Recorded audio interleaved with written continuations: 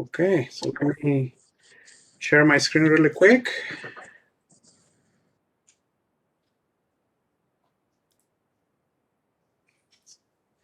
Can you all see my screen? Yep, it's got the agenda. Looks All right, good. awesome. Well, welcome everyone. My name is Marco Palacios, and I know on the under my picture it says Rod Soto, but today I kind of have to be Rod Soto because we only share one account, and he's the main subscriber for WebEx, and he is not able to join today. But he was able to provide me with the credentials to log in. So I'm going to impersonate Rod today, but just FYI, I'm Marco, and everybody knows me. So today we have a very special event. So usually we meet monthly, and and we have different topics for the new members who are to Pacific Hackers. We meet every month, and we try to do like one-on-one talks. Unless there is some special events where we have speakers who are already working in the industry, and they're taking times of their lives to come and share some of their knowledge. So for that, we actually thank you, Lodrina, for being here and share some of your good information. It looks like it's going to be a wonderful presentation, so we look forward to uh, um, to listen to your presentation. Again, we usually meet at the MLK library here in San Jose, downtown San Jose, but obviously because of COVID, we were not able to. So, but we've been hearing rumors that DEF CON might be going in person. I heard some rumors from the industry. Besides Las Vegas, for example, they already mentioned that they're going to be, remote or online. However, DEF CON might be changing things, and if DEF CON decides to do something different, I'm pretty sure the others are going to follow. So just keep the eyes on Twitter, or if you're subscribed to their news and stuff like that, make sure you follow those. Again, you can join the Discord channel that we have. I think someone already posted the link, so thank you. And with that, I'm gonna present our today's event, which is Lodrina, and we can do this without our very own Kevin. So, Kevin, if you're on the on the channel, please, we want you to say some words because you brought Lodrina, and we're very thankful for you to, that you brought you were able to make the connection and I don't know what else to say, but go ahead, Kevin, if you're in the conversation. I know you were in the channel. I saw your name, but not sure if he's available. Are you there? No. Okay. Well, we might have lost him. Okay. Well, Kevin, thank you again. If you can listen to us, I don't know if you can talk or something, but if you can listen to us, thank you so much for doing this, man. Kevin is also part of Pacific Hackers, and he does tremendous jobs bringing professionals like you to provide this type of information to our members. So thank you. So with that, I'm gonna stop sharing, and I'm gonna have Lodrina, uh, you know, uh, share her screen and start her presentation. So she mentioned that she wants the questions be asked towards the end. So please do not interrupt her during the presentation. So please hold your questions towards the end, and she will be more than happy to answer them. Okay. With that, Lodrina, thank you so much again, and the floor is yours. Yeah, thank you so much, Marco, and thank you for everybody who's attending so far for spending your Saturday with me. Let me get my screen shared. By the way, Marco, I just realized something, and tell me if I'm right or not. Is is the 101 logo both for the highway and for like 101 information? Am I reading this right or reading too much You into know, it? we so it has different meanings, right? So yes, mainly the 101 logo was because of the Highway 101, which is across the Pacific, right? But Mm-hmm. then when we start, creating, ideas for the logo, we also say, well, 101 is not only uh, the the freeway. It's also our intention. We're trying to provide people who are looking to transition to the cybersecurity field or are interested and all that. Try to come up with presentations that is gonna suit them, right? So the 101 also came for that. And then the thing, the zero, or in the logo, or the five dots there, that's from the hackers game from MIT. So that's from if you Google the hackers culture, in Wikipedia, it shows the game that I'm talking about. And I think, but yeah, it has many definitions, but that's definitely one of them for sure. Awesome. Awesome. Well, I'm extra excited to be here with everybody. I was just sharing with our hosts before we officially kick things off that I grew up in the Bay Area. So I feel like I've been welcomed back home, and thank you for having me. Uh, what I'm going to do today is I'm going to share a little bit about myself, what I do in forensics, what I do for work. We'll talk careers in the field, but I'll leave plenty of time for questions for everybody at the end. So I'll share, first of all, I'll officially introduce myself. My name is Lodrina Cherne. I work at Cyber Reason. That's the owl on the right. We do endpoint detection and response, EDR, and endpoint protection, EPP. So we're really a company who's based here in Boston, where I'm coming in from today. And we really try and just protect people everywhere. And that's our mission, is to protect people in the open and connected world. But I was also sharing with our host, who knows that I teach for SANS Institute. So SANS has a wide variety of classes for people who are in the field or getting into the field of cybersecurity, whether it's defense and blue team or offensive operations, ethical hacking, pen testing, that kind of thing. You can take week-long classes in a number of different subjects, or even earn your master's degree through SANS. But I'm also doing a couple other projects, including working in policy. So I should say what I do for Cybereason is I sit in our office of the CISO. I work on policy and standards, and basically trying to make the cybersecurity world a better place. So you can reach me on Twitter. That's my name on Twitter is at Hexplates. I'll have this information up at the end, including my email if you want to reach out to me. But without further ado, I want to dive right into an introduction to digital forensics. So, what is digital forensics, or I might call this DFIR? DFIR stands for Digital Forensics and Incident Response. And digital forensics is a branch of forensic science, and it deals with identification, preservation, analysis, and reporting of digital evidence. So, now if you are new to this world and you're maybe a crime show junkie like me, you might think of forensics as when they go into the big secure room and they zoom and enhance things on a screen. Well, forensics is definitely more than that. And think digital forensics. So anything digital, whether it's a computer or host-based forensics, that's what I specialize in. You can also obtain digital evidence from cell phones, from networks, from the cloud, from connected vehicles. The list really, really goes on, and there's really more places you can specialize every day. It's worth noting that the field is still fairly young.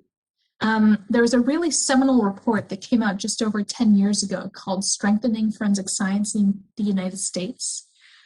This came out from the National Academy of Sciences and talked about all kinds of different forensics.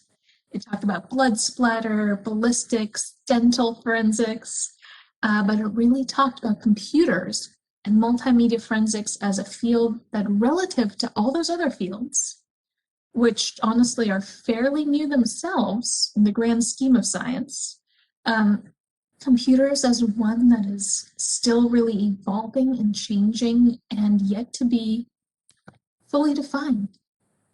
And that's what I find exciting. So, because I know this is supposed to be a 101 talk, a talk about getting started, a talk for beginners, while I can't teach you to do digital forensics in half an hour, I can teach you to identify on the computers you use, on your cell phone, when there might be data that can be recovered by a professional like me. So I'm going to give you a couple examples to think about. And as we go through these examples, you might start to see a pattern of things you'll recognize on your computer, on your cell phone, things that indicate there's data being left behind that a professional like me could come back in and recover. So let's start with this one, which is an example of Microsoft Office and Microsoft Word. So something that I use a lot in my work, which, by the way, when I'm doing my forensic investigations, I spent a decade looking into intellectual property theft. So, for example, somebody would leave a corporation, go to a competitor, and suddenly, if they were a salesperson, all of their clients might follow them. Or if they were an engineer, they might start developing a very similar tool at their new engineering company. And because things are looking a little funny, I'll often be hired to say, can you look at this former employee's computer? I think something strange happened. I think they took some data with them when they left. And one of the things I'll look at are documents that they recently used, recently opened. So here's one way that you can understand how I can come to recover that data. So when you open Microsoft Word, if you're a Word user and you have it set up with your default options, you might see something like what's on my screen, where Word will prompt you to open some of your most recently opened files. It might say, you opened this earlier today from this location. Do you want to open it again? This should be your clue that this information is being tracked. Now, for those of you who are familiar with this already, I'll try and give you a few nuggets of information about where this forensic artifact lives. So if this is all new to you, stick with the example I just gave you. There are going to be many more. If this is familiar to you, you're comfortable, maybe you've done a little bit of forensics, hopefully I can share with you that this information is stored in the ntuser.dat registry file. So in this database that is so crucial to the way our Windows computers work, if we're talking about Windows.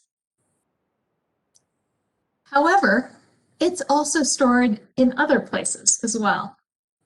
So again, I'll stick with Windows for now.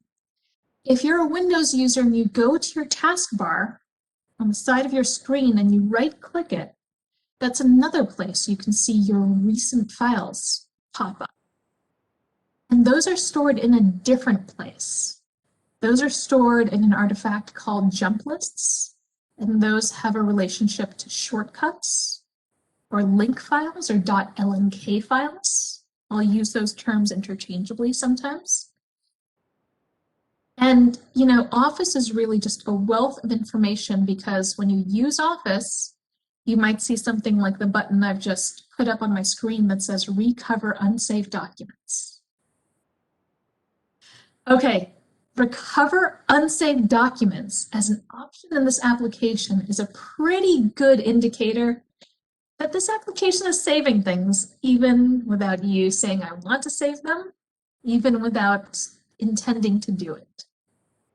So when you start to see these things, think there's something under the hood, maybe in a location that I as a user can't readily access, but there's something under the hood that's tracking my information. So let's go on to our additional examples. Downloaded files. Now, somebody was asking a question about malware and files are safe or not right when we started the session. What I have on my screen is a Word document with a yellow banner across the top. It says, be careful, files from the internet can contain viruses. And do you want to enable editing? Do you want to stay in protected view? So you might have seen this before. And if you think about when you've seen it, when you've opened a file with this banner, I am willing to bet that you never did anything to that file that says, classifies it and says, oh, this came from the internet, I better treat it in a safe way. No, your computer is doing this for you. And you'll see this on Macs. You might not be able to run certain applications because of where it came from. So how does your computer know that this document came from the internet? Well, there's this little piece of information called an alternate data stream zone identifier, or ADS zone identifier. And it gets added to a file when it's downloaded from the internet, usually by your web browser. By the way, if you're a forensic examiner, certain web browsers will also include the URL that the file was downloaded from.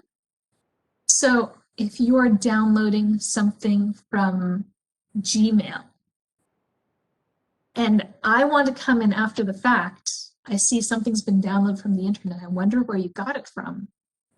There's a good chance that I'll be able to go into this ADS zone identifier and see that it came from the internet, and then the URL it was downloaded from, including that it came from Gmail or whatever the site was. So I've got a whole lot more examples to share with you, but this is my favorite one to share. I'm going to see if I can open up the chat here. So I'm going to ask you what everybody thinks about this in just a moment. Okay, would it surprise you to know that incognito browsing or InPrivate browsing leaves some traces of the websites you've been on your computer? So this can be across different browsers, whether it's Chrome, Edge, Firefox. But we're talking today about identifying forensic data. So I want everybody to take a minute, take a look at my screen, take a look at that browser window. I highlighted in red, it's an InPrivate browser window, but there is something else on this page, if you look really closely, that might tell you that your history is being tracked. So I'll give everybody a minute. I've got the chat open if anybody has any guesses. And just take a good look at that screen. How do you know your data is being tracked?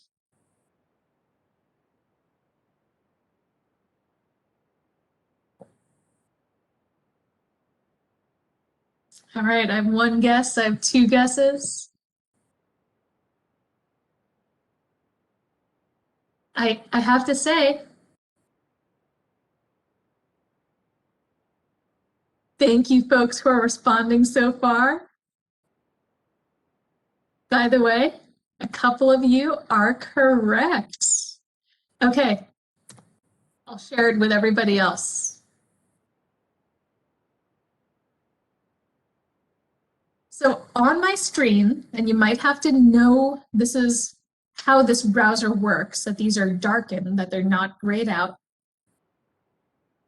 Excellent job in the chat. A couple people called this out. The mere fact that I can go backwards and forwards in this session, not just back, but also forwards. This tells me that within this tab, within this window, I've gone to a whole bunch of different websites before this one, after this one. And the mere fact that I can go forward and back and see what those websites are means that something is being tracked at some level. And because something is being tracked at some level means that if you are a professional like me, there is some chance of getting that information back. I have to say it's tricky, but there is a chance. So well done, everyone.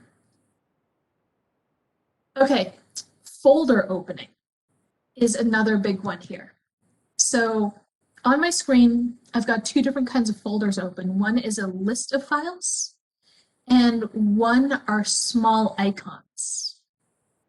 So if you are somebody like me who maybe wants to see my downloads or my documents folder as a list of files, and then I want to go into my photos folder, get all my vacation photos, and see them as a preview of tiny icons, once I set that setting to be the way I want it to be, every time I go back to that folder, that's what the setting is going to be. So this should be your indication that there is something being tracked. And by the way, that something on Windows is an artifact called shellbags. So shellbags is kind of a funny word, and it's an artifact that I use all the time. Remember, think about my intellectual property theft investigations. What folders was somebody in? What folders did they know about? Did they know to go onto the company SharePoint and look in the folder confidential classified documents? So this is something that is incredibly valuable for me. You know, we're all about learning here. So I am going to take a detour for just 2 or 3 minutes and share with you something a little bit outside of forensics, but I think something that's important to many of us here. You know, we are all here as InfoSec professionals or people who want to get into the field, and we have the virtue of being able to do that by those who come before us. So in honor of that, in my examples you've seen so far, and particularly on this page, I've included some women of computing, women who've been instrumental in the history of computing, in the development of cryptography and security. And if you have a moment and are interested in finding out more about these incredible women, take a screenshot, take a picture of this screen, and look them up. In fact, there's one woman in particular that I want to call out, and I'm going to share a little bit of her story with you. And that would be Becky Bass, who passed away 4 years ago, actually March, 4 years ago. So this is the anniversary of her passing. I want to share a little bit with everybody about Becky Bass because we're recording this at a time. Content warning, I will say one sentence about this and then move on. We're recording this at a time, March 2021. We've just experienced and seen incredible violence in Atlanta, Georgia, against people of Asian heritage. And that is one reason in particular I thought it was really important to highlight Becky's story. So let me tell you a little bit about her. Rebecca Gurley Bass was known as the den mother of intrusion detection. She was also known as Info Mom. She was born in Alabama, so she was a US citizen of Japanese heritage. Her mom was Japanese. And when she went to college in 1973, she was the only woman at her University of Alabama at Birmingham program in engineering. Only one. She later went on in her professional career to work for Xerox. And Xerox's main headquarters is just up the road from many of you in Palo Alto. So I believe she was at Xerox PARC before she went on to the NSA in the National Computer Security Center. There she was particularly able to advocate for women and minorities in her work. And she was also technically very excellent. She was received the NSA Distinguished Leadership Award during her time there. She later went on to be the Deputy Security Officer at Los Alamos National Lab. She was a venture capitalist later in life, and she also wrote a number of books that are seminal to the field, including the title Intrusion Detection, and she co-wrote a guide to forensic testimony. She was later credited with building the FBI's first computer crime squad. But more than anything else, she is remembered fondly as somebody who cared about people. And in my doing research about Becky's life, to share that with you all, there were a number of quotes that stood out to me about her work. So I wanted to put one up on the screen. And I will also share that her legacy lives on at basesecurity.org. So you can check out BACEsecurity.org to learn more about her work and her legacy.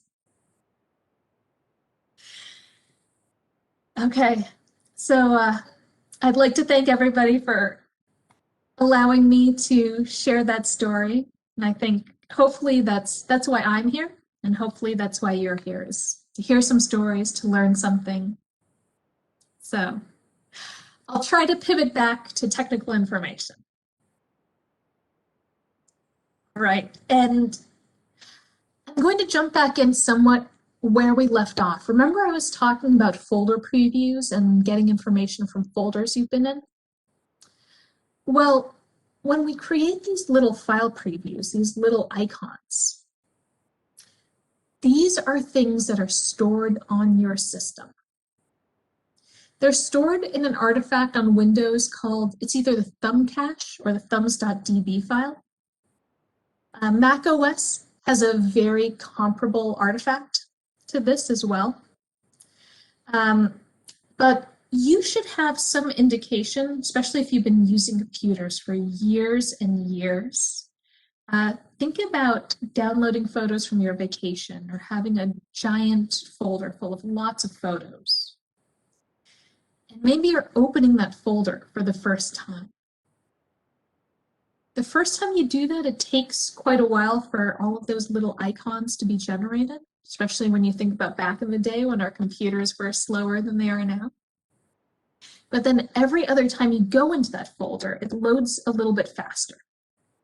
Certainly much faster than the first time. So that should be your hint to yourself. You should be thinking, okay, there's something here that's being cached, something that's being saved.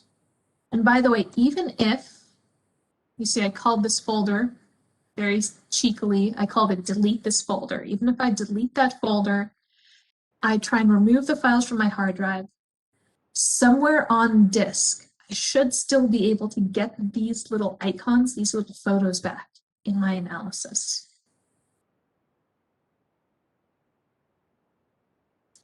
Now, I'll go into a few more technical artifacts. One is from the system usage panel. When you Control-Alt-Delete, you bring up your task manager on Windows. The mere fact that we can delete our usage history, how many CPU cycles, how many bytes have been pushed over the network, the mere fact that we can delete this information means that it's being stored. Usually for 30 days, it can be up to 60, on disk in an artifact called the System Resource Utilization Management Database. So I'm getting into some more advanced artifacts here, but you might be thinking to yourself, and you might even be able to identify now, when we had our time change just recently, that your computer knew to change its clock, and if you're paying attention to your clock, that there is something about your computer that's tracking your location, this might lead you to believe, okay, there are date and time settings that know where I am, can figure out what my time zone is, so somewhere that's being stored that I, for example, am in Eastern time right now. Been mentioning Macs throughout this, but Now I'll give everybody on a Mac an example that's just for you. If in your house or in your office, you share thumb drives between a Mac computer and a Windows computer, if you start at the Mac, then you go over to Windows, you might see something like this. Files that begin with dot something and .ds store is a big one.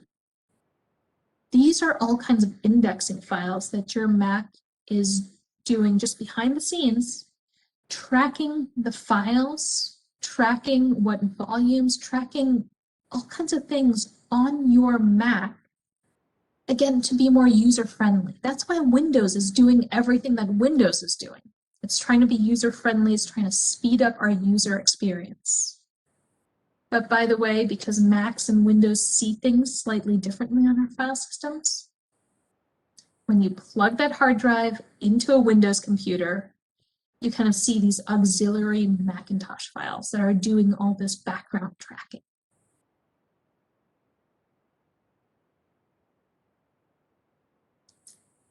But let's go on to phones now.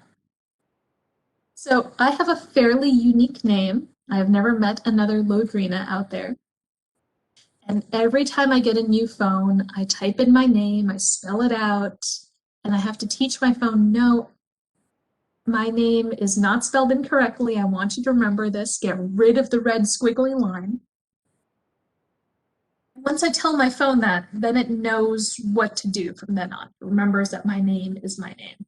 So this should be your clue if you've had to spell something unique or something that's not in your dictionary, that there is a dictionary on your mobile phone. And not only a dictionary, there's predictive text oftentimes. So your phone will try and identify what word you want next because it's tracking what words you use in sequence. As you're typing out words sometimes, because it tracks that order, I can go back in and perhaps see what words you typed in what order. And as you see on the screen, that can not look good depending on what you've been doing on your phone. Typically, by the time I get there, it's because something not good is happening. So those were all of the examples I had to share today. I know that we're going to pivot into career questions in a few minutes and questions about this content. But for those of you who think this all sounds really interesting, I love crime scene shows, I love mysteries, I love digging into all the different settings on my computer. If you want to work in the digital forensic field, here's a few things that you will want to remember. First, about all the examples I've shared today, if it's remembered for you, it can be recovered. What I'm sharing next, these next few slides, these are things that I took screenshots of to remind myself to look up. Because every time our systems upgrade, there's no corresponding book or pamphlet or manual. That is, here's the latest version of Windows and what it means for forensic examiners. You need to be aware of what features exist so you can try and recover the data that's associated with them. So when I see that sticky notes is upgrading and it can sync across devices, I'm wondering where that data is stored. Is it on disk? Is it in the cloud?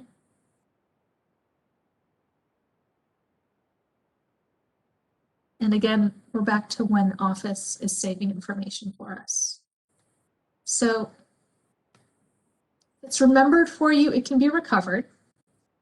And if you want to work in the field, it's really this scientific process that's important to you.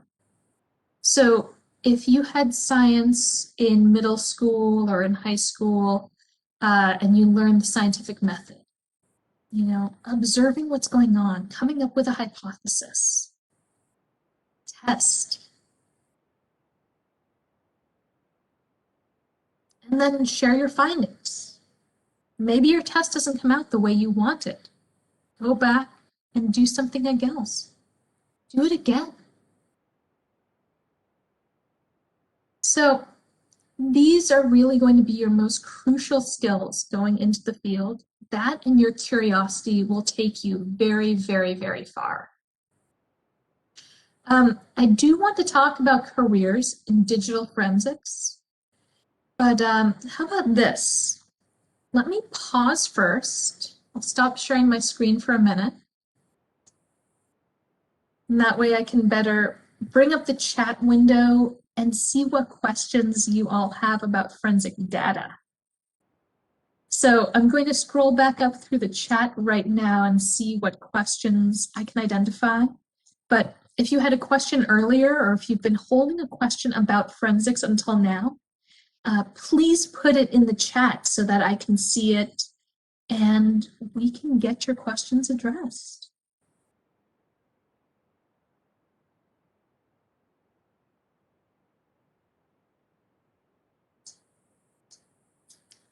Okay, and I saw a question earlier. I think this probably had to do when I was talking with incognito browsing data.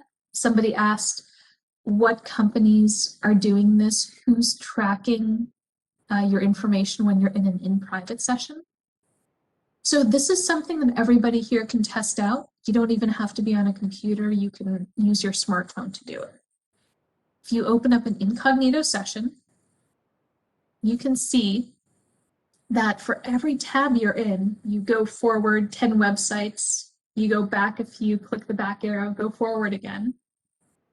Well, you know that somewhere there's at least 10 websites that are tracked.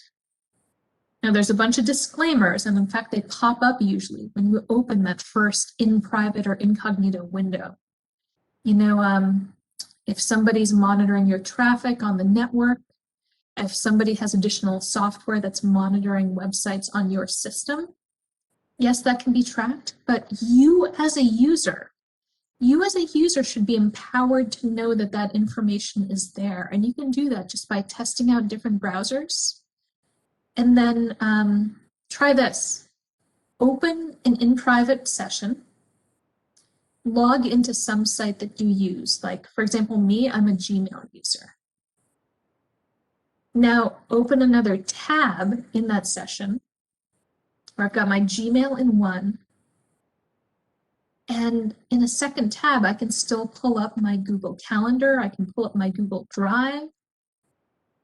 So this to me means that even across tabs in a single in-private session, I know that there's something in that browser,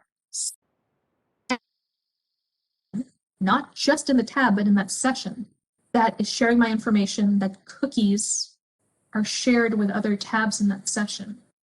So, by the way, this might mean different things for different people. You know, if you are somebody who is in a really vulnerable position and you are trying to use a home computer to look up health information, and you really cannot risk, you know, on your life, anybody else on your home computer, knowing that you looked up that health information. You know, that's a different risk model and that's a different threat model than you're at work and you want to know if your employer can track your incognito browser shopping activity on your lunch break. So these are a couple of things that you can test out and try out, and it'll mean different things to different people. So, all right, I'm going back into the chat and I'm checking out. Oh, a bunch of questions have come in. Thank you all for the questions. Let's see. So there's a question about forensics outside of federal work and government work. I'll share with you that I have worked really just in the private sector. I've supported federal, state, local law enforcement investigations at certain times.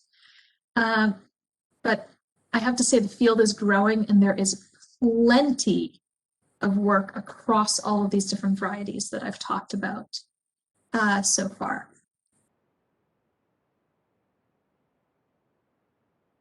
Let's see.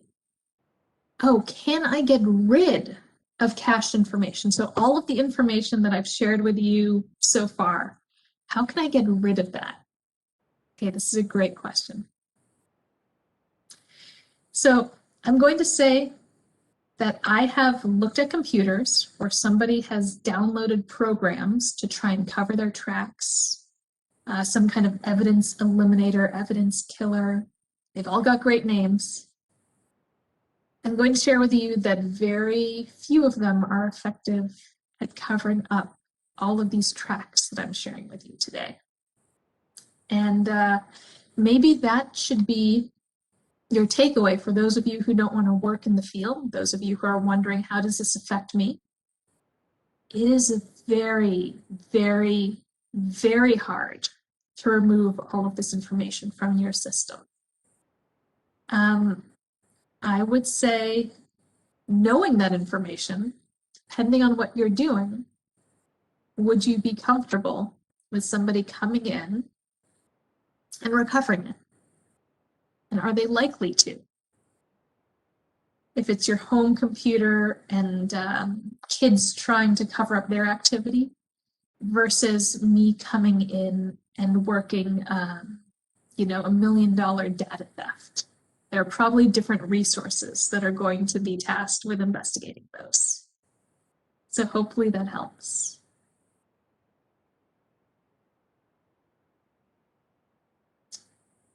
Okay, I see a few more about forensic information. Reporting on information. Who is best to open up this discussion and examples? There are many forensics communities online. There are websites like Forensic Focus. I'll put this in the chat in the bottom here. So there's a website called forensicfocus.com, for example, that has a good bulletin board, discussion board. I'm going to share, for those of you who aren't on Twitter, Twitter is probably the most up-to-date, thriving, both beginner and advanced community online that I know of. And if you use the hashtag DFIR, so hashtag, I'll put this in our chat, hashtag DFIR, that will connect you with a lot of people who are talking about reporting, talking about artifacts and different things. So let's see. There's a couple career questions. I'm going to come back to you. And I see another one about artifacts. Let's see. If digital forensics is being used in a criminal investigation, what type of evidence can be seen from the data Microsoft collects with Windows 10 telemetry, assuming the user had it to the lowest setting? Excellent question. Really good question. So let me talk a little bit about Microsoft and data collection, and I'll reiterate again why Microsoft is collecting what it does. So Microsoft is really collecting what it does to really give you a good user experience. So every system, and I see a question about Linux in there as well, even questions about Tor somebody just asked.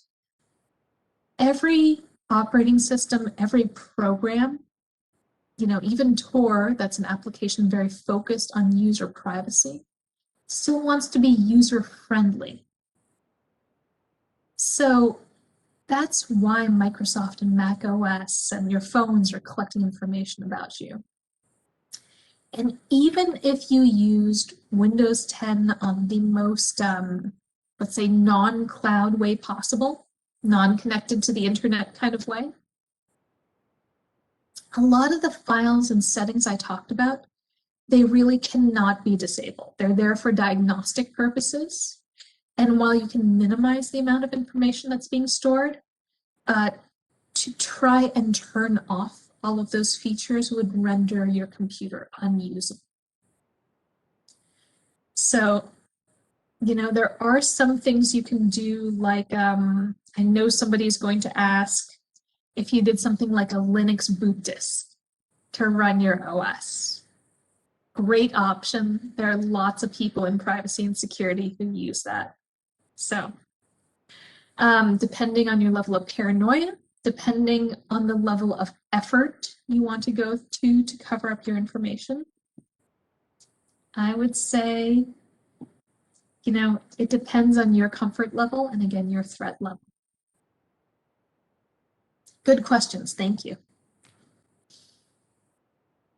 Okay, as we are live, I want to acknowledge we're at the top of the hour. I can stay for another 15 or so minutes, so let's spend the next 15 minutes talking about career information. So maybe I can share my screen again.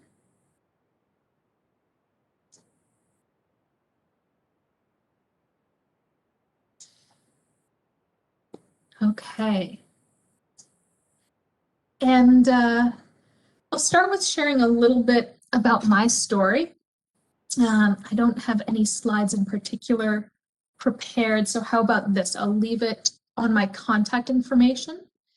So those of you who are interested can take down my information, check out the places. I am online if you have any questions.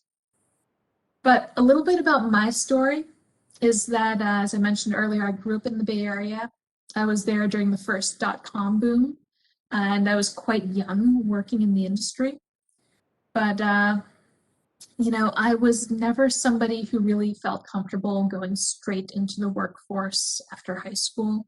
I knew that college was in my future. I am a first-generation college graduate.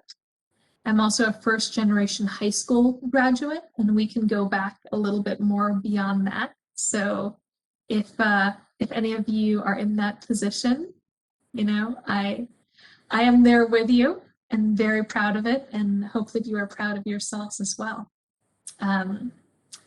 So as the child and daughter of immigrants, it was always drilled into me that college is something that I would go to, and whatever I did with my career after that, great, but I would get a college education. So at the time I went to college, it was computer science. If you were interested in all things technical. And my computer science career involved a lot of programming, which I did not like, did not enjoy.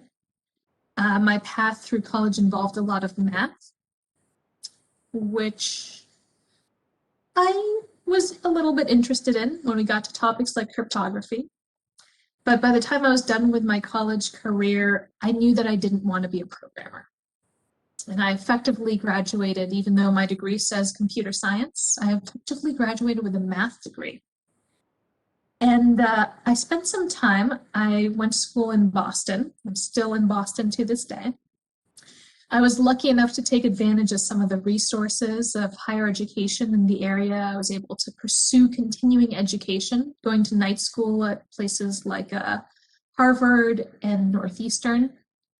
I looked into things like technical writing. I looked into and thought about teaching, which, as you know, I'm now doing for SANS. So you can find my classes I teach at sans.org.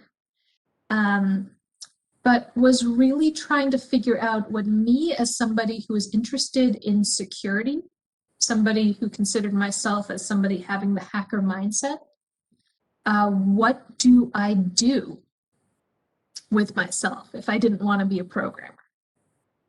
So the security industry existed. It was still fairly nascent. And I was lucky enough to take a class at Harvard's night school in security and technology policy and law, which really interested me. That class was taught by somebody who is a retired FBI agent. And I feel very fortunate at this early stage in the computer industry and the forensic industry that I happened upon somebody who retired in the field of forensics. So she really opened my eyes to what the field was. And now the field of forensics is much wider. You can get an undergraduate degree, master's degree, PhD, or certificates in forensics. You can get lots of on-the-job training. But then the field was still quite early. And the only place in the area that was offering forensics classes was my local community college. So I came out of my bachelor's degree program, wandered around a bit, started taking classes at my local community college, and that's really what started my career. And it was there that I met the people that I would go on to work for the next decade and beyond. So those of you who have gone to school and don't work in your field or are looking to change or maybe never went to school, hopefully this shows you there's lots of ways to get into the field, whether we're talking forensics or we're talking security, and lots of ways to pivot your career even beyond that. So I hope hearing a little bit about my journey helps some of you who are thinking about this field or thinking about changing into fields. And I'm going to go back to the chat. I'm going to review some of the career questions I saw in there. So let's see. There's a question about what would be a good entry-level job for a college student in the forensics field. Great question. There is one issue that makes it really hard to get into the field, which is forensics jobs might not always say digital forensics in them. So this goes for your entry-level college student, career changer, whoever you are. You might find roles that say forensic analyst. It might say security analyst. It might say media exploitation, especially if you're looking at federal roles and contractor roles. The best thing I can tell you realistically looking for a job in the forensics field is I consider forensics and digital forensics and DFIR as part of the defense side of cybersecurity. And you might see roles or related jobs in defense or in blue team, and anywhere that you can get your foot in the door to do any kind of security analyst work or forensics work, whether it's an entry-level job or an internship, you're going to have to look at titles really carefully and look at descriptions. But getting familiar with some of the forensic websites that I've mentioned earlier will really help you out there.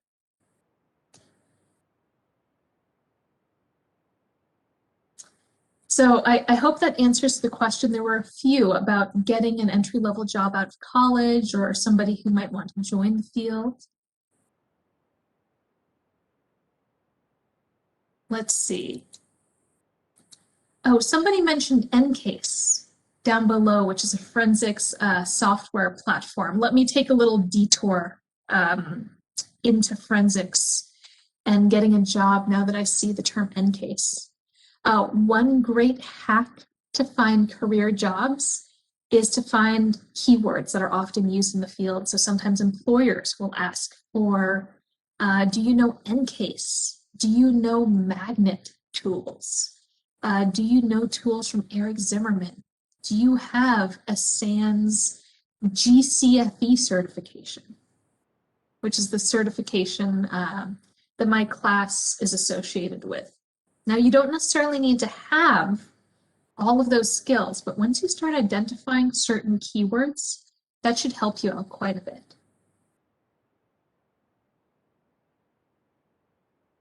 Okay, and I think we're coming back to forensic data questions, which is great as well. Okay. Oh, and more about Windows 10 telemetry. Yeah. So I'm going to share to the person who asked the question, thank you for that question. So when we talk about Windows 10 telemetry, that is something that I try to set at a very low level on my own systems. So when you set up Windows for the first time, it will ask you to log in with a Microsoft account, a live account. I try my best to avoid all of those settings as well. And even though I never use Cortana, it still somehow pops up on many of my systems and tries to get me to use voice commands. Let me think about this question a little bit more.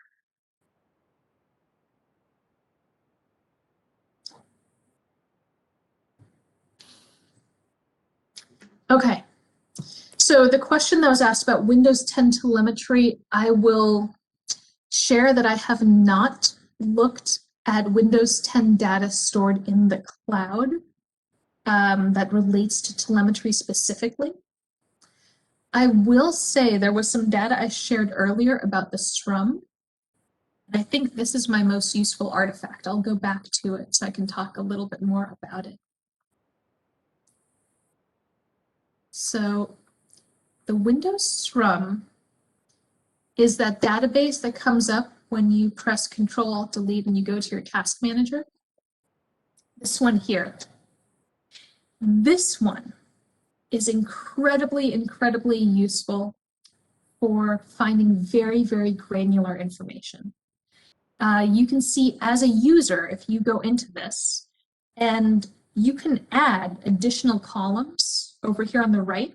You can add additional information to your view, like number of bytes being written to disk, number of bytes sent, amount of data being pushed over the network. So I'll share with you, there's one example I go through when I teach, which is a user who tried to cover up his tracks, tried to avoid any suspicion, tried to tamper with evidence by changing date and time settings and doing all kinds of wacky things. And in this lab that I teach, we look at this artifact and we find an application that was installed, a file sharing application, that supposedly is no longer on disk, that supposedly was never on disk.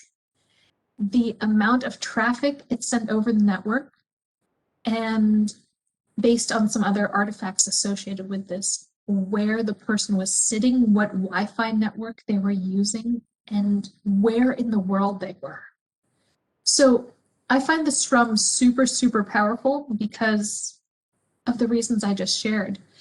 We can see incredibly granular, useful information, and in my mind, I consider this telemetry. I don't know if it exactly fits the original intent of the question, but this is the kind of low level stuff that even if you went and pressed delete and tried to clear this out, could still be carved for, could still be found in volume shadow copies, and is really a gold mine.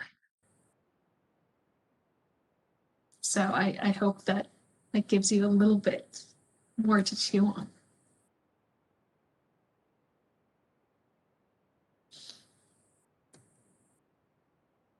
And let's see. A few other things here. Go into some more questions. Oh, and one more clarification. Thank you. Telemetry sent back to Microsoft. Yeah, I will in fact double down on my talking about the SRUM artifact, because you do need to enable this setting. It is very easy to enable accidentally, but SRUM data can be sent to Microsoft and we can find much more of it, much more history related to it if that's enabled. Let's see what else. And depending on what you're thinking about, there might be things that surprise you. Like if you use spell check, this is absolutely telemetry. If you use spell check or grammar check in Microsoft Word, even if it is Word installed to your computer, not run from the cloud, Microsoft Word will be sending parts of your data and be sending telemetry to Microsoft to be able to do your spell check and in particular grammar check. Let's see. And one more question from somebody who's exploring the field.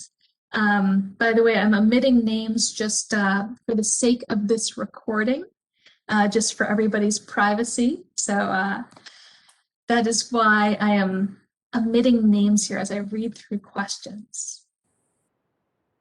So I think this might be the last or second to last question, unless one more comes in.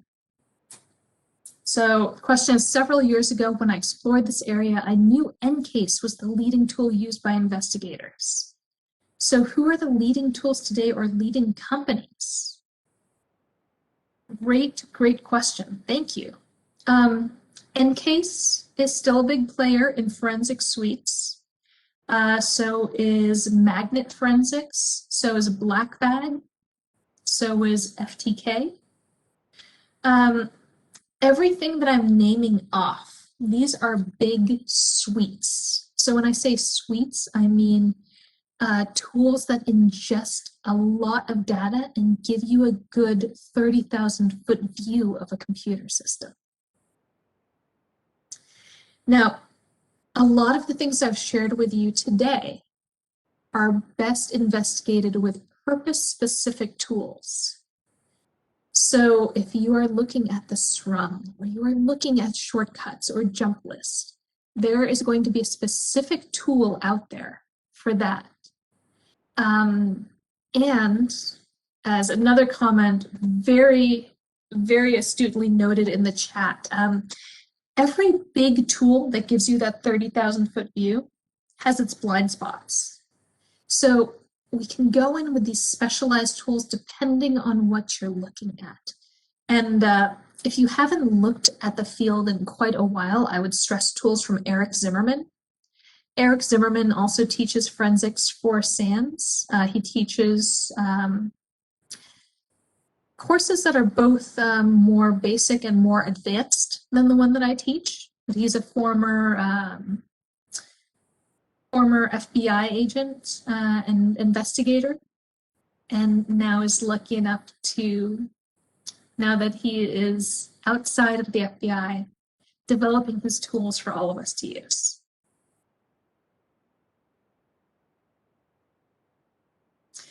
Okay, so let me take one more last question since we're at 1/4 of this session. And thank you for the one more question I just got in. Are there any beginner software programs or subjects to focus on for people who are just getting into the field and developing an interest? Good question. So if you're just getting into the field, reading about it, following folks on Twitter, again, #DFIR will lead you to a lot of those people. That would be for reading, and then you'll find a bunch of blogs off of there as well. Beginner software programs. There are lots out there. The Eric Zimmerman ones I mentioned, there's a lot of blog posts and videos about. There's one other one that I want to mention, which is not a specific software program, but something you can do. If you are following DFIR blogs and maybe following DFIR Twitter, maybe the hashtag on LinkedIn, you might see opportunities for DFIR capture the flags coming up. So these might be something that says, if you're not familiar with the term, I'm going to type it into the chat, CTFs, or capture the flag. So in a capture the flag type game, there's often opportunities to get some sample evidence, maybe some suggested tools. And as part of this game, as part of the CTF, you'll be asked questions about the evidence. And usually there's beginner level questions and maybe hints you can take to try and figure out and explore in a somewhat structured way. So those of you who are just getting started, again, I can't stress enough how much information is shared on Twitter. If you're not a social media person, you don't have to interact and chat with people. I think it would be to your benefit if you do, but you can just watch the hashtag, watch it on LinkedIn, and find blogs and people from there. And somebody just shared a great site in the chat. I think that's a good one for me to end on. The site they shared is dfirdiva.com. So she has a site for getting into DFIR. And that's a great place to start as well. Thank you for sharing that. So I know I've been talking for almost an hour. Um, I want to end it here and be respectful of everybody's time and weekend, but I did share my contact information earlier on the screen. So you can best reach me on Twitter or through email. Um, any other methods, I might not check as much. I might be on different Slacks or Discord here and there if you see my name. I probably won't see that for months. So again, please find me on Twitter. Please email me. And any other questions I didn't get to, or people who are interested in getting into the field, if you reach out to me there, I look forward to hearing from you. And just please mention that you are here in this session. So I remember what we talked about and where to pick up the conversation. Well, Lorena, thank you so much. This was an awesome presentation. Definitely, I learned a lot, even though I'm already in the industry. But I definitely learned something new, and I'm pretty sure the others have as well. We have Kevin finally show up. He had some issues, uh, with audio. So, Kevin, I'll give you the floor before we end the session.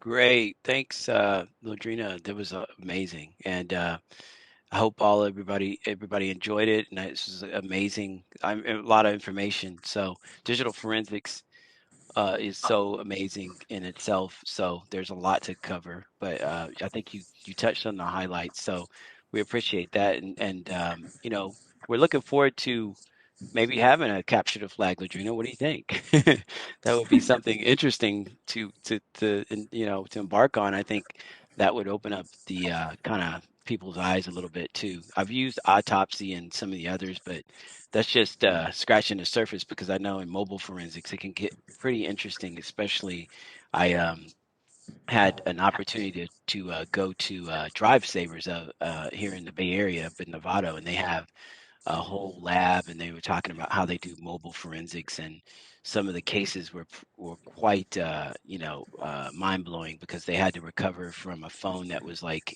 water damaged, and basically the person tried to destroy evidence and some other stuff like that, and they were actually able to recover some text messages, which was very essential for a case that they were working on. But I wanted to, personally say thanks for everybody coming out and truly enjoyed it again, Ladrina. I have heard you speak before, so, hearing you, talk again about your passions and sharing base security was really, that was the first time. So thanks. I remember some of those little tidbits of history, but we got to emphasize how much history there is out there, and this was a great opportunity for us to educate other people as well. And I'm going to end it on the note of just hoping everybody's families are safe and you're doing well. But if you would love to learn more about, like Ladrina said, there's Twitter, all the handles. And I do say, it can get overwhelming, but there's tons of Discord channels as well. And we share some resources too on our site. But with that being said, I'm going to hand it back over to Marco and Latrina. Again, thank you. A big round of applause to you, and very much appreciated. And that's kind of everything I wanted to say right now. Yeah, thank you so much. And yeah, thank you everyone for spending the past hour plus with me and for the great questions. No, again, thank you so much, Latrina, for taking time out of your busy schedule and meeting with us. So stay safe. And for our members, we have next month another great meeting on Kubernetes security. And we hope to see you there. And stay safe. Follow your local guidelines. And this is almost over, so just keep the fight. Thank you all, and have a good weekend. All right. Have a good weekend, everybody.